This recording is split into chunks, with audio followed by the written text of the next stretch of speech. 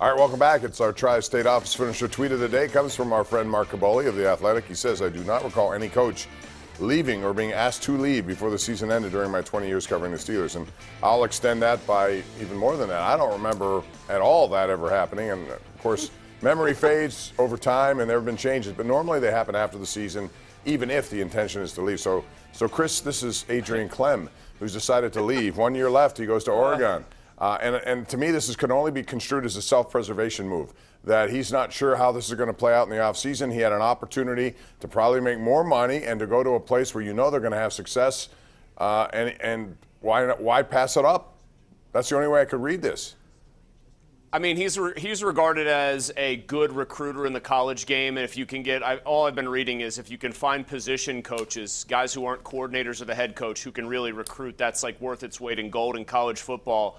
But Clem basically flirting with Oregon, and then the Steelers saying, hey, buddy, see ya. Right now, you can go. That's fine. No, don't worry. We don't need you.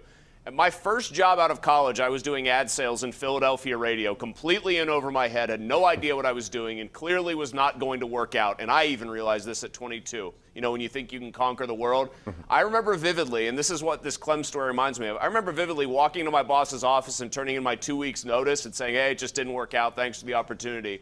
You know you haven't done a good job when, like me or like Adrian Clem, the boss just says, you know what? You can leave now. It's a Friday. Have a good one. Because that's what happened to me, and that happened to Adrian Clem, and that means he stunk as Steelers O-line coach. And I wish I hadn't had the opportunity here to say, hey, I told you so, everybody. But I told you so. Well, anytime you promote from within back-to-back years, you could be asking for problems. I think bottom line is they need to make an extensive look at this and take that position, not that they didn't before, but even more seriously than they did. And there are a lot of good qualified NFL offensive line coaches out there. Let's go to the lines. We got Josiah in San Antonio. Haven't heard from him in a while. What's up, Josiah? How are you? Hey, Rob. Hey, Chris. I wish today Matt Canada would have went on the same fight with the offensive line coach. I mean, Bob, he can't call a play. I mean, how many times are we going to watch a Steelers game, watch them throw 4 or 5 yards behind the line, watching Deontay Johnson run around the outside? I mean, it's so predictable. And everybody that plays Steelers knows it. And the other point that I'm frustrated with is the defense can't stop anybody. The offense can't move the ball. I don't know why we're kidding ourselves hoping for them to get in the playoffs. I mean, it would just probably be a quick one and done. I hope they can maybe draft Kenny Pickett, but this team is in a long rebuild, and it doesn't feel good. Well, the one thing they do have in their power is money next year. The cap's going up. They have more money to spend, and they should spend it wisely, not unlike what New England did. But thanks for the call, Josiah. I will say this.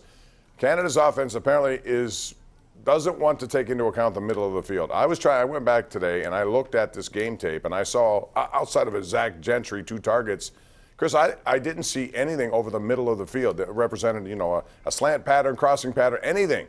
It's always to the outside, and I don't understand why that's being ignored almost day in and day out. Yeah, it's hard to figure. It's funny, Josiah says what I'm thinking when he says it's ridiculous to even consider the playoffs when they're this bad, when Rocky Blyer's trashing them rightfully, again, when Ryan Clark and Ike Taylor are lamenting the downfall of the franchise. So, Josiah, you're basically saying my thoughts there, but it's weird. I wonder sometimes if it's chicken and the egg. Roethlisberger, does he not want to throw over the middle? Does Canada not want to scheme up stuff? Roethlisberger did miss a touchdown potentially if he turns and throws the other way on that little screen play to Najee Harris in the first half yesterday. But Canada's offense is terrible. You hear it, Bob, referred to as a college offense, derisively, I might add. And you know what I think is the greatest indicator that that's true in all the bad ways? In college, what do you have? Maybe a handful of guys on either side in a Power 5 game who are going to play in the NFL, right? The rest of them just aren't pro material. So you can run short of the sticks on third down, relying on the idea that if you've created some space for your guys, they're going to be able to make people miss. This is the NFL. You have to scheme guys open, and you can't rely on missed tackles as a strategy. Like Kansas City doesn't even really do that, and they've got 2 of the most electrifying skill players and one of the most electrifying quarterbacks we've ever seen.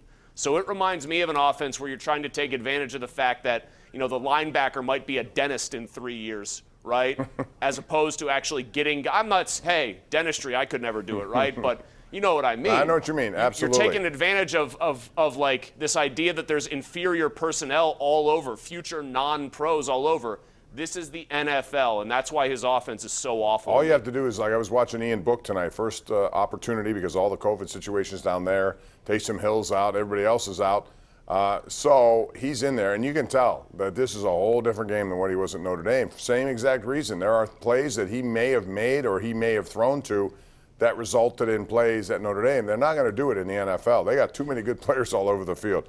Let's go to Mark in Ambridge. Mark, thanks for joining us here on the Sports Call. Hey, Bob, how you, Chris, doing?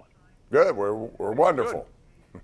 Well, wait till you hear this. Seriously, I call you every now and then. I have a cousin in Cleveland that knows a couple of defensive guys.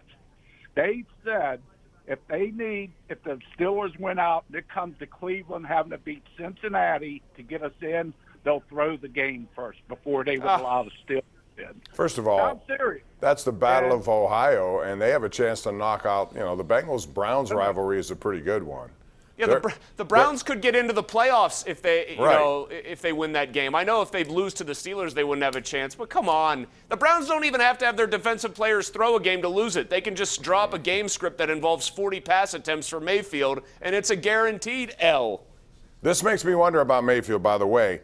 They're going to have to make a decision on him. And what I see from him, the longer I watch him, is a guy who seems to be, a decent manager of the game when he's on his game. He can make some throws, but he is certainly not the kind of guy who can win a game like Josh Allen won a game yesterday, I thought, for the Bills. He wants money that they may not willing to give him. So is he going to be one of these guys who may be on the move in the offseason? We talked about Russell Wilson, Aaron Rodgers, and all these other guys. What about him? I mean, I don't think that they should bring him back. They have this really good roster around him that if it gets healthy is still one of the best in the division. They need a wide receiver, which they can probably draft this year. How could you want to keep going with him if you're Cleveland? Too much in the way of happy feet. He doesn't look sure of himself. All that confidence that he genuinely had in college, the same thing as the Ian Book or the Matt Canada offense dynamic, all that confidence he projected in college that worked out, that was borne out because he was going against guys that weren't pro-level players, now it looks like faking it till you make it. And he just cannot succeed up there unless the circumstances are perfect for him. And that's not how you can operate if you're an NFL quarterback. The funny thing is we're saying the same thing about Roethlisberger, right? Like if he has a good game right now, it would be if the circumstances surrounding him are perfect. The line is protecting, et cetera, et cetera. He's almost 40 years old. You understand that a lot more than a guy that's supposed to be entering the prime of his career. I wouldn't touch a new contract if I were Cleveland for Mayfield with a 10-foot pole. Well, here's the thing. The final Progressive commercial will be them padlocking Cleveland Stadium and him being kicked out. A foreclosure going on as he moves on to another team. We got to take a break on that. We'll come back with more calls right here. It's the Ireland Contracting Nightly Sports Call, Pittsburgh CW.